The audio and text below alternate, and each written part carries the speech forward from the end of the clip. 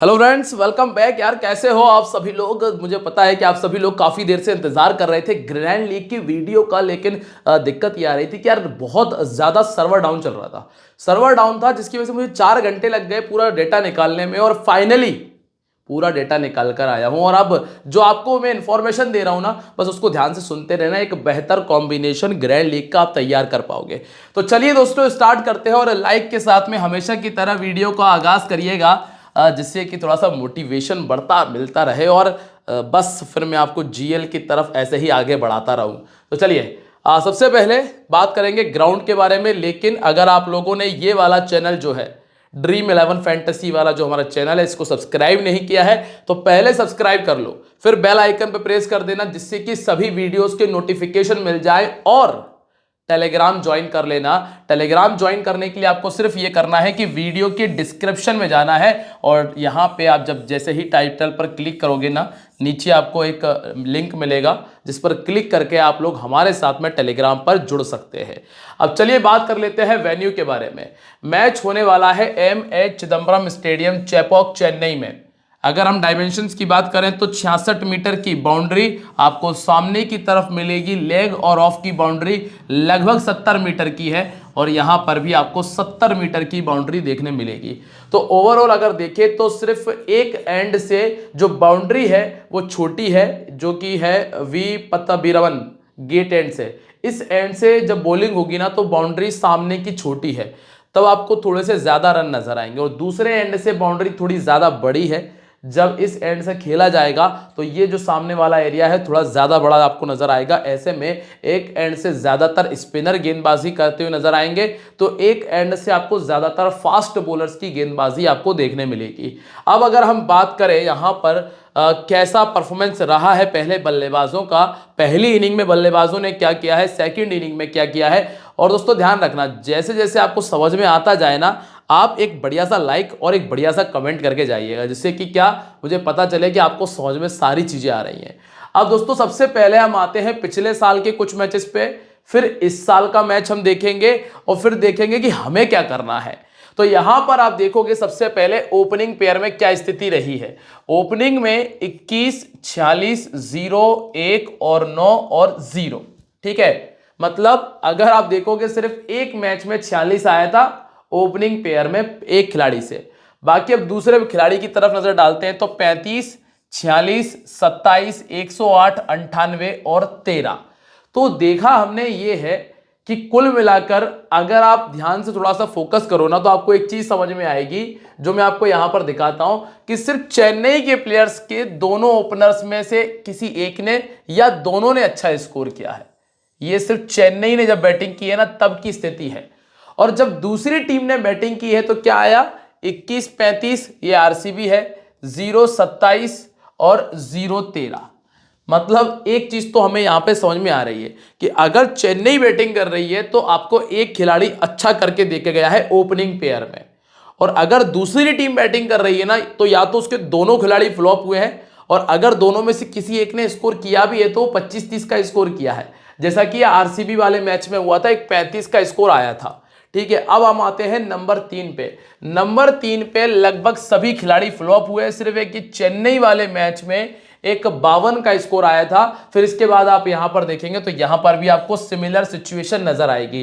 तो इससे हमें एक और चीज समझ में आनी चाहिए, वो ये कि पावर प्ले के अंदर, मतलब अगर इतना जल्दी विकेट गिर रहा है तो स्वाभाविक सी बात है कि वो पावर प्ले के आसपास ही गिरा है।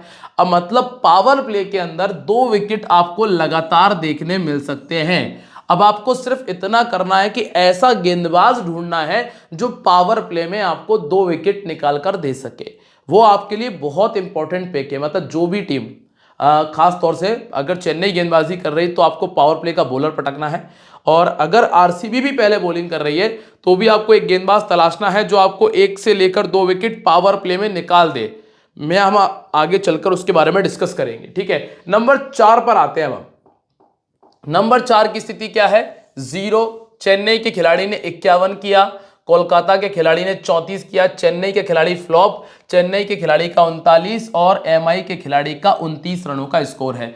तो ओवरऑल नंबर 4 के प्लेयर ने पहले बैटिंग करते हुए ठीक ठाक परफॉर्मेंस किया है। मतलब उस खिलाड़ी को टीम में रखा जा सकता है, और अगर वो चेन्नई का खिलाड़ी है तो उसे वाइस कैप्टन भी बनाया जा सकता है। कैप्टन नहीं बना रहे हम, सिर्फ वाइस कैप्टन बनाया जा सकता है। फिर है नंबर 5, यहां पे 18, 24, 3 चेन्नई के खिलाड़ी ने 66, 5 और 31 का स्कोर है। तो यहां पे सिर्फ 2 मैचेस ऐसे हैं जिसमें ठीक ठाक परफॉर्मेंस हमें मिला है नंबर 5 के खिलाड़ी से, और फिर नीचे के खिलाड़ियों से तो उतनी ज्यादा उम्मीद वैसे भी नहीं लगाई जा सकती है। तो ओवरऑल देखा जाए ना तो यहां पर बैटिंग परफॉर्मेंस थोड़ा सा पुअर नजर आया। अगर अच्छा किया है तो चेन्नई के खिलाड़ियों ने अच्छा किया है, और अगर हम 50 मतलब 50 को काउंट करें कि कितने 50 आए हैं पिछले 6 मैचेस में पहले बैटिंग करते हुए, तो आपको क्या देखने मिलेगा, इस वाली इनिंग में एक भी 50 नहीं है। चेन्नई वाले मैच में एक 50 आया था, नंबर 4 के प्लेयर से, संभवतः यह शिवम दुबे हैं। फिर आपको केकेआर की तरफ से एक भी 50 देखने नहीं मिला। फिर जब चेन्नई ने बैटिंग की तो एक 100 यहां आया और एक 66 का स्कोर आया, और जब चेन्नई ने बैटिंग की तो फिर आपको 2 50 देखने मिल गए, और जब मुंबई ने बैटिंग की तो फिर से कोई भी 50 नहीं आया। तो ये आपको दिख रहा होगा कि जब चेन्नई ने बैटिंग की है तो फिर भी हमने देख लिया कि 50 का स्कोर आ गया, क्योंकि चेन्नई ने ऐसे ही खिलाड़ियों को सिलेक्ट किया है जो स्पिन को बेहतर खेल सकें, जो स्लो विकेट पर अच्छी बैटिंग कर सकें, और इसी वजह से आप देख रहे हो कि ऐसे खिलाड़ियों ने यहां पे परफॉर्मेंस भी करके दिया है। तो आपको ये फोकस करना है कि अगर आप सोच रहे हो कि बेंगलोर के खिलाड़ी 80 बना देंगे, 90 बना देंगे, तो वो मुश्किल काम है, वो काफी मुश्किल काम है, क्योंकि चाहे वो बल्लेबाज कितने ही बेहतर क्यों ना हो, लेकिन विकेट उनके अनुकूल नहीं है। अब अगर हम सेकंड इनिंग पे आते हैं तो सेकंड इनिंग में सबसे पहले अगर आप ओपनिंग पेयर को चेक करेंगे तो चेन्नई की तरफ से एक 37, यहां पर दोनों फ्लॉप, यहां पे चेन्नई की तरफ से 67, यहां दोनों फ्लॉप, यहां दोनों फ्लॉप, और फिर चेन्नई की तरफ से 65 का स्कोर। तो आप क्या देख रहे हैं कि जब जब चेन्नई ने बैटिंग की है तो एक खिलाड़ी ने अच्छा बैटिंग किया है, जैसे कि 37, 67 और 65, और जब दूसरी टीम ने बैटिंग की है तो उनके दोनों खिलाड़ी जो हैं वो फ्लॉप रहे हैं। तो ये भी आप देख लीजिए। अब आते हैं हम नंबर 3 पे। नंबर 3 पे कौन है, 27, 37, 25, 124 और 53। सेकंड इनिंग का जो नंबर 3 का प्लेयर है उसने ऑलमोस्ट हर मैच में ठीक ठाक परफॉर्मेंस किया है, तो सेकंड इनिंग का 3 नंबर का प्लेयर रखा जा सकता है। अब आते हैं नंबर 4 पे। दोस्तों ये एक चीज का ध्यान रखना, ओपनिंग पेयर में से एक को छोड़ ही देना, चाहे वो कितना ही अच्छा बल्लेबाज क्यों ना हो। सॉल्ट और विराट कोहली की भी बात करेंगे ना, तो आप ऐसा मत करना कि ज्यादा टीमों में दोनों को एक साथ में रख लो। नाम बड़े हैं समझता हूं मैं, लेकिन अगर हम ग्राउंड के रिकॉर्ड के अकॉर्डिंग काम करें तो फिर हमें ये रिस्क उठाना पड़ेगा। ठीक है, अब इसके बाद 22, 12, 28, 13, 32 और 9 का स्कोर हमें कहां मिल रहा है, नंबर 4 पे। नंबर 5 की अगर हम बात करते हैं तो 34, 21, 1, 34, 15, 3। नंबर 5 की भी जो स्थिति है ना वो थोड़ी सी डामाडोल ही है। तो सिर्फ और सिर्फ अगर हम हर एक इनिंग के अंदर देखें कि कितने खिलाड़ियों के परफॉर्मेंस आ रहे हैं, पहले आप यहां पे 50 देख लो, यहां से एक भी 50 नहीं, यहां से भी एक भी 50 नहीं, यहां पे 67 का एक 50 आया, यहां पे 124 आया एक, और यहां पर एक भी 50 नहीं, और यहां पे 2 50 आए थे। तो टोटल कितनी इनिंग हो गई, 1 2 3 4 5 6, 6 इनिंग में टोटल 4 50 यहां है, और 6 इनिंग में टोटल यहां कितने 50 हैं, 1 2 3 4, टोटल 4 50 आपको यहां पर देखने मिल रहे हैं। मतलब यहां कुल मिलाकर बल्लेबाजों के लिए ज्यादा कुछ तो नहीं है, 25 30 25 30 के स्कोर आपको देखने मिल जाएंगे। मतलब जब तक बल्लेबाज टिक टुक टुक टुक कर रहा है तब तक ठीक है, बल्ला चलाने की स्थिति आएगी तो वो विकेट फेंक सकता है। अब एक और चीज देख लेते हैं, ग्राउंड से रिलेटेड ही हम बात करेंगे कि एक पारी के अंदर कितने खिलाड़ी स्कोर कर रहे हैं। 35 1, 48 2, 38 3, 3 खिलाड़ियों ने दिया। फिर 37 1, 27 को भी काउंट कर रहा हूं क्योंकि अब 25 के बाद बोनस मिल जाता है। 34, 3 खिलाड़ी ऑलमोस्ट यहाँ है, हालांकि 25 भी है लेकिन हम चलो ठीक है 3 लेके चल रहे हैं। फिर है 46 46 51, 3 खिलाड़ियों ने यहां किया। फिर 37 यहां से सिर्फ एक खिलाड़ी आया। फिर 27 34 2 खिलाड़ियों ने यहां परफॉर्मेंस दिया। 67 25 28, 108 और 66, 124 और 34, 98 52 39, यहाँ पे 32, यहाँ पे क्या है 65 और 53। मिनिमम 2 खिलाड़ी और मैक्सिमम 3 खिलाड़ियों ने परफॉर्मेंस दिया है एक इनिंग के अंदर। मतलब आप क्या कर सकते हो, ऑलराउंडर और बल्लेबाज मिला के टोटल कितने खिलाड़ी हो रहे हैं, लगभग लगभग अगर एक ऑलराउंडर, 3 बल्लेबाज और एक विकेट कीपर भी मान लो तो 6 से 7 बल्लेबाज, 7 से 8 में से आप टोटल 4 या 5 खिलाड़ी, मतलब 4 या 5 बल्लेबाज और ऑलराउंडर मिला के रख सकते हो, 4 या 5, बाकी सब गेंदबाज टीम में होने चाहिए। मतलब लगभग 5 से 6 गेंदबाजों की एंट्री आपको नजर आ रही है। मैं उम्मीद कर रहा हूं कि आप कंफ्यूज नहीं हो, सब कुछ आपको समझ में आ रहा होगा बेहतर तरीके से। अब बात करते हैं कि इस मैदान पर कौन से गेंदबाज ज्यादा विकेट निकाल रहे हैं। तो यहां गेंदबाजों की अगर बात करें तो राइट आर्म फास्ट बॉलिंग को यहां पे 1 विकेट मिला है। हालांकि ज्यादातर टीमों पे राइट आर्म फास्ट होता नहीं है, लेकिन सीएसके इस वाले मैच में, इस मैच में राइट आर्म फास्ट खेला है और इनको सिर्फ 1 विकेट मिला है। ठीक है, अब अगर राइट आर्म मीडियम की बात करें तो राइट आर्म मीडियम को भी ज्यादा विकेट नहीं मिले। पहली इनिंग में 6 इनिंग में गेंदबाजी की है और टोटल विकेट मिला है सिर्फ 9, सिर्फ 9, ध्यान रखो।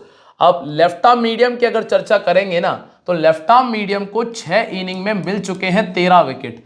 मतलब लेफ्ट आर्म मीडियम इस ग्राउंड के ऊपर ज्यादा इफेक्टिव है compare to right arm medium और right arm fast bowler. Left arm medium ज्यादा इफेक्टिव है। अब इसके बाद राइट आर्म ऑफ स्पिन की अगर बात करें तो यहां 3 में से 2 बार राइट आर्म ऑफ स्पिन को विकेट मिला है। लेग स्पिन को 2 मैचेस में लेग स्पिनर खेले थे जिसमें टोटल 2 विकेट्स हैं।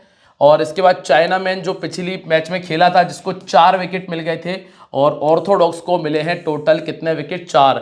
6 पारियों में से सिर्फ 4 विकेट जो हैं वो ऑर्थोडॉक्स को मिले हैं, जबकि हर मैच में रविंद्र जडेजा खेल रहे हैं। ध्यान रखना, हर मैच में रविंद्र जडेजा है, उसके बाद ये स्थिति है कि ऑर्थोडॉक्स को सिर्फ 4 विकेट मिले हैं, वो भी 6 इनिंग के बाद में। तो समझिएगा। अब अगर हम बात कर ले सेकंड इनिंग की तो सेकंड इनिंग में राइट आर्म फास्ट बॉलर को मिले हैं 5 विकेट। ठीक है, कितनी पारियों में, 1 2 3 पारियों में। सेकंड इनिंग में राइट आर्म मीडियम के विकेट बड़े हैं, तो सेकंड इनिंग में राइट आर्म मीडियम पे फोकस कर लीजिएगा। इसके बाद लेफ्ट आर्म फास्ट बॉलर तो खैर ज़्यादा नहीं होते। लेफ्ट आर्म मीडियम को कितने विकेट मिले हैं, 3 और 3 6 विकेट। पहली इनिंग में left arm medium, second inning में राइट आर्म मीडियम ने ज़्यादा बेहतर गेंदबाजी की है। इसके बाद off spinner 2 wicket total, leg spinner को 1 मिला है 2 इनिंग्स में। चाइना मैन को 3 विकेट मिले, चाइना मैन दोनों इनिंग्स में बेहतर करके गया है। और ऑर्थोडॉक्स को आप यहां से यहां तक देख लेना, सिर्फ 1 ही विकेट मिल पाया है। मतलब जडेजा को एक बार ही इस मैदान पर 3 विकेट मिले हैं पिछले 6 मैचेस में, जो कि ये वाला मैच था। और ये मैच हुआ था कोलकाता के सामने। कोलकाता के सामने जडेजा ने 3 विकेट निकाले थे। बाकी मैचेस में या तो 1 विकेट मिला है या कोई विकेट जडेजा के खाते में नहीं आया है। तो ये चीज़ ध्यान रखना। अगर मैं यहाँ पे मैं इनको नंबर्स कर दूं कि भैया इस नंबर वाइज रखा जाए कि किसको सबसे ज़्यादा प्राथमिकता मिले, तो पहली इनिंग में लेफ्ट आर्म मीडियम को सबसे ज़्यादा प्राथमिकता देना। अगर चाइना मैन है तो चाइना मैन को रख लेना, ठीक है, पहली इनिंग के अंदर। उसके बाद आना आप राइट आर्म मीडियम पे, और फिर आना आप स्पिन गेंदबाजी पे। स्पिन में फिर right arm fast, leg spin, जो भी रखना चाहते हो।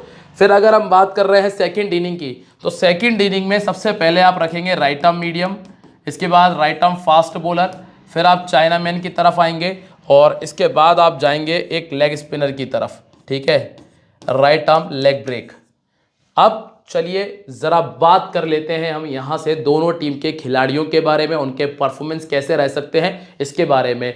सबसे पहले हम चेन्नई की तरफ आते हैं। तो चेन्नई का बैटिंग डाउन है राहुल त्रिपाठी, रचिन रविंद्र ओपन करेंगे। 1 डाउन आएंगे गायकवाड़, 2nd डाउन आएंगे शिवम दुबे, फिर दीपक हुडा, फिर सैम करन की बैटिंग आ जाएगी, और इसके बाद आएंगे रविंद्र जडेजा और MSD। इनके पास में गेंदबाजी में आपको ऑप्शन नजर आएंगे अश्विन, एलिस, नूर और खलील अहमद के। सबसे पहले वेन्यू रिकॉर्ड पर चर्चा कर लेते हैं कि इस मैदान पर इन खिलाड़ियों ने क्या किया है। तो सबसे अच्छा रिकॉर्ड है ऋतुराज गायकवाड़ का, जिनके पास में 58 का एवरेज और 7 बड़े स्कोर है। सेकंड बढ़िया स्कोर है रचिन रविंद्र का, फिर है राहुल त्रिपाठी जिनका मात्र 25 का एवरेज है, शिवम दुबे का 34 का एवरेज और 2 50 हैं, और दीपक हुडा, सैम करन और MSD का रिकॉर्ड एवरेज है। फिर गेंदबाजी में बात करते हैं। सैम करन 4 पारी में महज 1 विकेट और 35% डॉट, मात्र 35% डॉट। रविंद्र जडेजा 45 इनिंग में 34 विकेट और हर 24 गेंद के बाद में इनको विकेट मिलता है। रविचंद्रन अश्विन 50 गेंदों में 50 इनिंग में 58 विकेट, इनको हर 20 गेंद के बाद विकेट मिल जाता है। और नूर अहमद 2 इनिंग में 5 विकेट, इनको हर 10 गेंद के बाद में विकेट मिला है। तो वहीं खलील अहमद जिनको हर 15 गेंद के बाद में इस मैदान पर विकेट मिला है। अब आप खुद देखें जो रिकॉर्ड में आपको बताता हूं दोस्तों, कहीं से कहीं तक तुक्के नहीं होते हैं। आप देखिएगा 15 गेंद के बाद में left arm medium Khaleel Ahmed को विकेट मिल जाता है, 6 इनिंग में 8 विकेट है, और नूर अहमद को हर 10 गेंद के बाद में विकेट मिल जाता है। जो रिकॉर्ड हमने देखे हैं ना चाइना मैन और लेग स्पिन के, वो सॉरी लेफ्ट आर्म मीडियम के, वो आपको यहां पर दिख रहे होंगे। अब सबसे पहला जो नाम आता है वो है राहुल त्रिपाठी का। यहां तक अगर सारी चीजें क्लियर हो गई हो तो लाइक शेयर और साथ में सब्सक्राइब कर लेना, प्लस टेलीग्राम ज्वाइन कर लेना, डिस्क्रिप्शन में लिंक है। आपको टॉस के बाद भी कुछ कॉम्बिनेशन में दे जाऊंगा। सबसे पहला जो नाम है वो राहुल त्रिपाठी का है। दोनों इनिंग्स में एक एक 50 किया, ठीक है, और 8% का सिलेक्शन है। इनको अगर आप देखोगे लेफ्ट आर्म मीडियम खेलने में दिक्कत आती है, मतलब हर 18 गेंद के बाद में इन्होंने लेफ्ट आर्म मीडियम को विकेट दे दिया। फिर राइट आर्म फास्ट बॉलिंग के सामने तो और भी गंदी स्थिति है, हर 5 गेंद के बाद में राइट आर्म फास्ट बॉलिंग को विकेट दे जाते हैं, और राइट आर्म ऑफ स्पिन के सामने भी कुछ वैसी ही स्थिति है, लगभग हर 12 गेंद के बाद में ये राइट आर्म ऑफ स्पिन को विकेट देकर चले जाते हैं। अब इनमें से सामने वाली टीम के पास में कौन कौन से गेंदबाज हैं? आपको लेफ्ट आर्म मीडियम मिलेगा यश दयाल। यश दयाल पावर प्ले में आते हैं, मतलब चांसेस हैं कि अच्छा कर जाएं, तो यश दयाल इसके हिसाब से एक अच्छा बैटल हो जाएगा।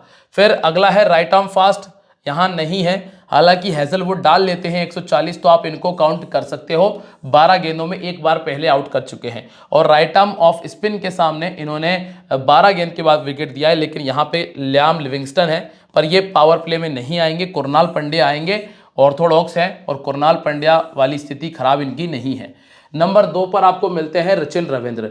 रचिन रविंद्र को लेफ्ट आर्म मीडियम से दिक्कत है, इन्होंने हर लगभग 16 गेंद के बाद में लेफ्ट आर्म मीडियम को विकेट दिया है। लेग स्पिन को इन्होंने हर 7 गेंद के बाद में विकेट दिया है, राइट आर्म मीडियम को हर 20 गेंद के बाद में। तो यहां पर आपको कौन कौन मिलता है? एक तो यश दयाल मिलते हैं जो कि लेफ्ट आर्म मीडियम है, लेकिन यश दयाल के सामने इन्होंने अच्छी बैटिंग की है।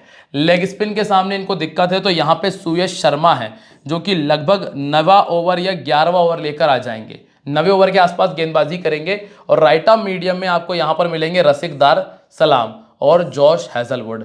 हाल फिलहाल में ऐसा कोई गंदा रिकॉर्ड नहीं है राइट आर्म मीडियम के सामने, लेग स्पिन के सामने है जरूर, पर लेग स्पिन बहुत लेट आएगी, तब तक इनका काम चल जाएगा।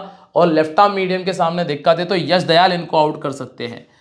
यश दयाल के पास में 2 मौके बन रहे हैं। अब तीसरा नाम है यहाँ पे ऋतुराज गायकवाड़ का, जिनका दोनों इनिंग्स में रिकॉर्ड बढ़िया है, स्पेशली पहली इनिंग में ज़्यादा अच्छा खेलते हैं, 92% का सिलेक्शन है। लेफ्ट आर्म मीडियम के सामने लगभग 25 गेंद के बाद में इन्होंने विकेट दिया, इसके अलावा इनको कोई दिक्कत नहीं है। तो यहाँ यश दयाल जो कि इनको पहले भी 2 बार आउट कर चुके हैं 32 गेंदों में, तो ये आपको देखना है। और इसके अलावा सुयश शर्मा ने भी इनको 1 गेंद डालकर 1 गेंद पे आउट कर दिया, बाकी गेंदबाजों ने उतना परेशान नहीं किया। तो यश दयाल और सुयश शर्मा, यश दयाल के पास में ये तीसरा मौका, सुयश शर्मा के पास ये दूसरा मौका, ठीक है। नंबर 4 शिवम दुबे। शिवम दुबे का सिलेक्शन परसेंटेज बहुत कम है, इस मैच के लिए इंपैक्ट प्लेयर है, ध्यान रखिएगा। पहले बैटिंग करते हुए 350 है, स्पेशली अगर टीम पहले बैटिंग कर रही तो बहुत इंपॉर्टेंट पिक। अब आप देखेंगे इनको लेग स्पिन ने हर 10 गेंद के बाद आउट किया है, और राइट आर्म मीडियम के सामने ऐसी कोई खास दिक्कत नहीं है। यहाँ पे रसिकदार है जिन्होंने 3 गेंदों में 2 रन देकर इनको 1 बार आउट कर दिया, लिविंगस्टन ने 1 बार आउट किया है, और इसके अलावा और किसी ने परेशान नहीं किया है। तो ओवरऑल शिवम दुबे इस मैच के लिए बहुत अच्छा पिक है। खास तौर से आप वाइस कैप्टन, कैप्टन भी कर सकते हो, जब अगर पहले बैटिंग कर रहा है तो फिर आप कैप्टन भी बना सकते हो। इसके बाद दीपक हुडा है, और दीपक हुडा ने पिछले मैच में बनाया था 3 रन, और इनको आउट किया था चाइना मैन ने। पहले बैटिंग करते हुए 50 बना चुके हैं। कमजोरियों की बात करें तो 38 गेंदों में 3 बार लेग स्पिनर आउट कर चुका है, मतलब हर देखा जाए तो 15, 16, लगभग हाँ 15-16 गेंदों के आसपास की बात है। फिर राइट आर्म 12 हर 12 गेंद के बाद में 12 गेंद के बाद में लेग स्पिनर ने आउट किया 8, और 12 गेंदों के बाद में इनको राइट आर्म मीडियम ने आउट किया है। तो यहाँ पे सुयश शर्मा के पास में ये कौन सा मौका है? तीसरा मौका है कि कोई विकेट निकाल दें। तो हमारे पास में 2 गेंदबाज तो आ रहे हैं आरसीबी की तरफ से, एक सुयश शर्मा और एक है यश दयाल। ये 2 अच्छे हैं, रिसेंटली अच्छा करके आए हैं जॉश हेजलवुड। तो ये 3 खिलाड़ी हमें मिलते हैं। अब इसके बाद अगला जो नाम आता है वो है यहाँ पे सैम करन का। सैम करन को दिक्कत किससे आती है? लेफ्ट आर्म मीडियम से। हर 10 गेंद के बाद विकेट दिया, ऑर्थोडॉक्स को हर 78 गेंद के बाद में विकेट दिया, इसके अलावा लेग स्पिन को हर 20 गेंद के बाद में, और यहाँ दिक्कत नहीं है इतनी ज़्यादा।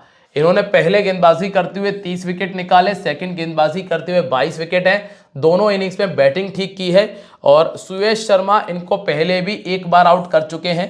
यश दयाल 4 गेंदों में एक बार पहले आउट कर चुके हैं। जो चीजें यहां हैं वो यहां पर भी आपको दिख रही हैं, मतलब दयाल और शर्मा के पास में फिर से मौका है कि एक और खिलाड़ी को आउट कर दे। अब इनके ऊपर डिपेंड करेगा कि थोड़ी बहुत अच्छी गेंदबाजी कर ले। अब मौके तो इतने सारे हैं दोस्तों, क्योंकि इनके सामने ये खिलाड़ी फंस रहा है बार बार, इस वजह से ये बात है। इसके बाद है रविंद्र जडेजा। रविंद्र जडेजा को भी लेफ्ट आर्म मीडियम ने 66 गेंदों में 4 बार आउट किया है और बाकी राइट आर्म फास्ट ने 2 बार, और यहां इतनी दिक्कत नहीं है। और आप देखेंगे कुणाल पंड्या इनको 2 बार पहले आउट कर चुके हैं 27 गेंदों में। इसके अलावा किसी और ने ज्यादा परेशान नहीं किया। बस इतना है कि सुयश शर्मा के सामने रन नहीं बना पाए और ना ही रन बना पाए यश दयाल के सामने। अब बात करेंगे बेंगलुरु के बारे में। तो दोस्तों आपको ये पीछे सारी चीजें क्लियर हो गई, वहां से आपको ये तय हो गया कि कौन कौन से गेंदबाज रखने हैं इस टीम से, यहां से तय हो जाएगा कि कौन कौन से गेंदबाज वहां के रखने हैं। और जिनकी कमजोरी नहीं है, जैसे कि शिवम दुबे की कोई कमजोरी नहीं है, सचिन रविंद्र को लेग स्पिनर आउट करेगा, लेकिन लेग स्पिनर कब आएगा? 6 ओवर के बाद में। तब तक रविंद्र जम जाएंगे और अगर जम गए तो स्कोर दे देंगे। ऋतुराज गायकवाड़ के साथ में दिक्कत है कि बस एक ये लेग स्पिनर और लेफ्ट आर्म से उनको भी बचना है, वहां निकल गए तो ऋतुराज के पास में अच्छा चांस है कि स्कोर कर देंगे। अब यहाँ पे सबसे पहला आपको ऊपर करते हुए नजर आएंगे Phil Salt, Virat Kohli. Number 3 पे देवदत्त है, नंबर 4 पे रजत पाटीदार है। लिविंगस्टन और जितेश शर्मा आपको मिलते हैं। इसके बाद टिम डेविड और कुणाल पंड्या तक इनके पास में बैटिंग है। गेंदबाजी की अगर चर्चा की जाए ना, तो गेंदबाजी में आपको क्या देखने, सॉरी पहले हम वेन्यू रिकॉर्ड की बात कर लेते हैं। फिल सॉल्ट 2 इनिंग में मात्र 17 रन। विराट कोहली का रिकॉर्ड एकमात्र प्लेयर जिसका रिकॉर्ड अच्छा है इस मैदान पे, जिसमें 2 50 है। देवदत्त पल्लिकल 4 में 87, रजत पाटीदार 3 में 9, लिविंगस्टन 1 में 40 और टिम डेविड 2 में 15। कुणाल पंड्या को मिला है 10 में 6 विकेट।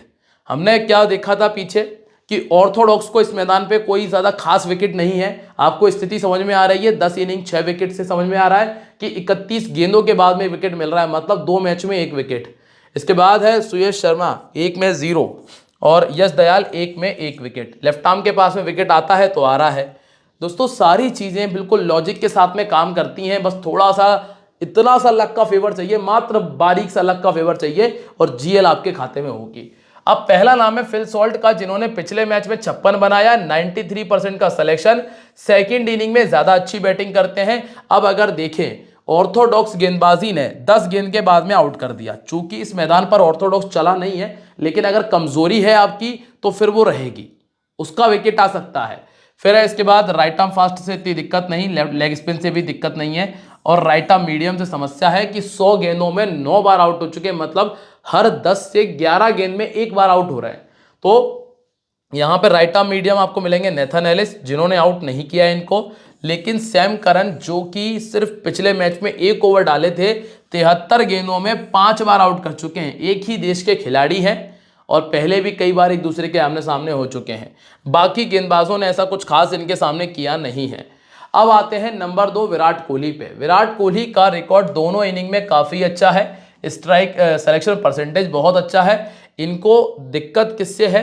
लेफ्ट आर्म मीडियम के सामने 91 गेंदों में 3 बार आउट हुए हैं, लेकिन हर 30 गेंद के बाद में 1 बार आउट होना कोई बहुत बड़ी दिक्कत नहीं है। मतलब वैसा देखा जाए तो कोई खास समस्याएं नहीं है। अब यहां पे अगर आप देखो ना, तो सैम करन ने इनको 54 गेंदों में 2 बार आउट किया। रविंद्र जडेजा ने 150 गेंदों में 3 बार आउट किया और आर अश्विन ने पिछले 14 सालों में 1 बार आउट किया है, पिछले 14 सालों में 1 बार आउट किया है। इसके अलावा नूर अहमद 37 में 55 1 बार आउट कर चुके हैं। नेथन एलिस 8 में 14। तो ऐसी कोई खास समस्या नहीं है, बस ये है कि खलील अहमद अकेला गेंदबाज है जिसने 20 गेंद में 1 बार आउट कर दिया। तो विराट कोहली को तो रखा जा सकता है, इनका रिकॉर्ड खराब नहीं है।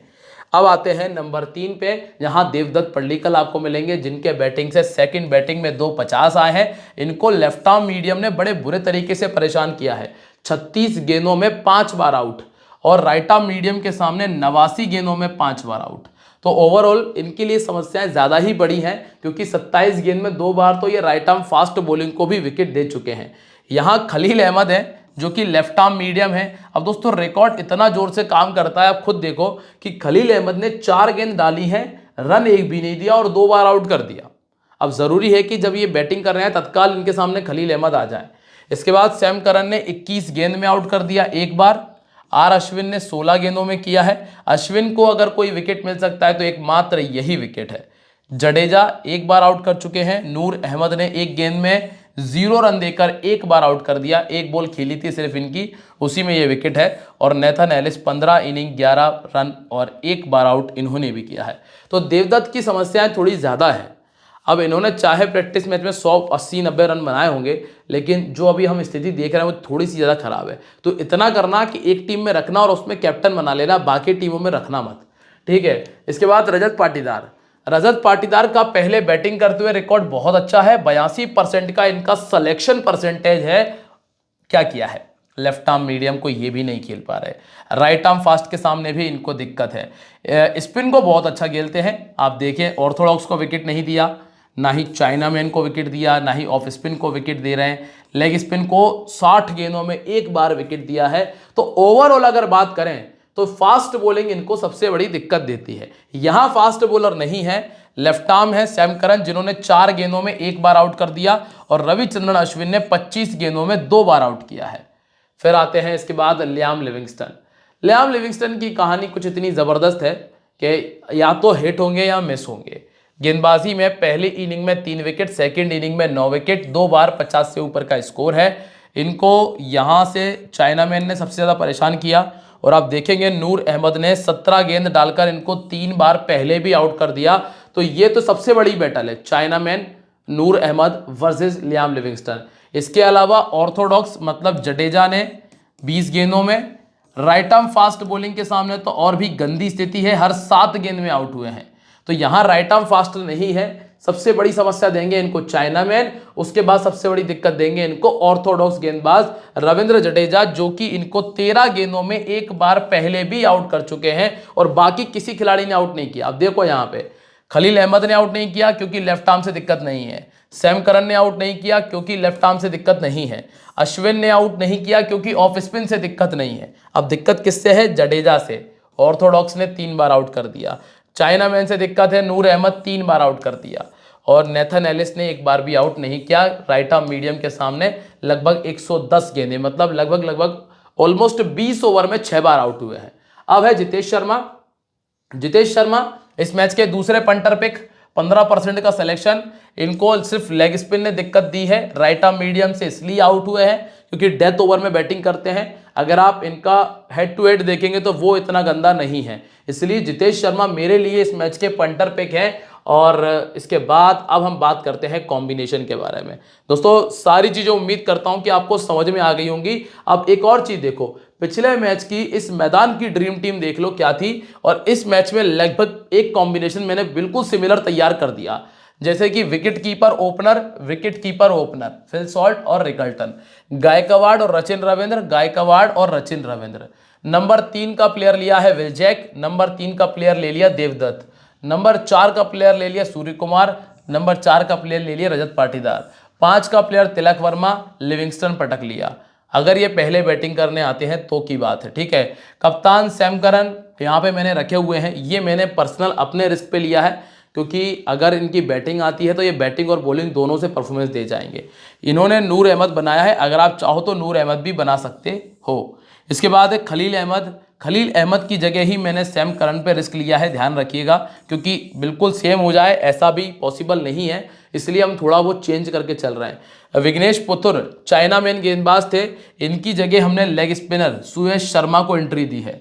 फिर है दीपक चहर जो कि राइट आर्म मीडियम है, और इनकी जगह हमने लिए हैं रसिकदार सलाम, और एक है नेथन एलिस, और यहाँ पे नेथन एलिस है। कुछ ऐसे प्लेयर जो हमने चेंजेस किए हैं वो हमने चेंजेस उस बेसिस पर किए हैं, जैसे कि दीपक चहर का सिलेक्शन परसेंटेज बहुत कम था, वैसा ही सिलेक्शन परसेंटेज वाला प्लेयर हमने रसिकदार को ले लिया, इसीलिए हमने ये कुछ एक कॉम्बिनेशन तैयार किया है। अब बात करते हैं कुछ रिकॉर्ड के हिसाब से कॉम्बिनेशन की, जो रिकॉर्ड हमने तैयार किए हैं, जो रिकॉर्ड हमने अपनी डिटेल वीडियो में देखे थे उसके हिसाब से। तो सबसे पहले आप आएंगे यहाँ पे तो जितेश शर्मा है, फिल सॉल्ट को हमने कर दिया है ड्रॉप, ठीक है। विराट कोहली वाइस कैप्टन, कप्तान है रचिन रविंद्र, रजत पाटीदार नंबर 4, शिवम दुबे और गायकवाड़ हैं, साथ में लिविंगस्टन और जॉश हैजलवुड आपको गेंदबाजी करते हुए नजर आएंगे। इसके दूसरी तरफ आप देखेंगे तो सैम करन, संदीप शर्मा और नूर अहमद का इस्तेमाल होते हुए आपको देखने मिलेगा। इसमें हम ये सोच के चल रहे हैं कि पहले बैटिंग करने आ जाएगी चेन्नई की टीम। अब यहां से देखें एक और कॉम्बिनेशन जिसमें गायकवाड़ कप्तान है, रविंद्र है, दुबे है, पाटीदार के साथ में कोहली और सिर्फ जितेश शर्मा। यहाँ पे जडेजा, वाइस कैप्टन सुरेश शर्मा, नूर अहमद, वरुण चक्रवर्ती और खलील अहमद को हमने टीम में जगह दी है। अब आते हैं कॉम्बिनेशन नंबर 3 पे। जो कॉम्बिनेशन नंबर 3 है इसमें हमने तैयार किए हैं दोनों गेंदबाजों को।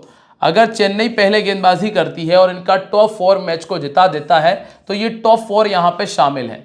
फिर यहाँ से विराट कोहली, रजत पाटीदार, जितेश शर्मा और लियाम लिविंगस्टन को हमने टीम में रखा हुआ है। एक और लेफ्ट आर्मर है खलील अहमद, चाहो तो इनके स्थान पे सैम करन को रिप्लेस कर सकते हो। और अंतिम जो कॉम्बिनेशन है जिसमें शिवम दुबे, नंबर 4 के प्लेयर ने जो बेहतर परफॉर्मेंस किया है इस मैदान के ऊपर उसको मद्देनजर रखते हुए नंबर 4 के शिवम दुबे और नंबर 4 के रजत पाटीदार को कैप्टन वाइस कैप्टन बनाया है। बाकी रविंद्र और गायकवाड़ दोनों टीम में है, सॉल्ट हैं, और सैम करन, इसके बाद खलील अहमद, नूर अहमद, विराट कोहली, रसिकदार और सुरेश शर्मा को हमने टीम में जगह दी है। दोस्तों अगर कोई भी मैं बदलाव करूंगा ना तो वो मैं आपको टेलीग्राम पे दे दूंगा, तो टेलीग्राम पर अगर नहीं हो तो ज्वाइन कर लेना, जिसका लिंक डिस्क्रिप्शन में दिया है। और ध्यान रखिएगा दिस गेम में बी हैबिट फॉर्मिंग और financially risky, so please play responsibly. मिलते रहेंगे दोस्तों आप लोगों से अपनी अगली वीडियो में, तब तक के लिए बाय, जय हिंद, जय महाकाल।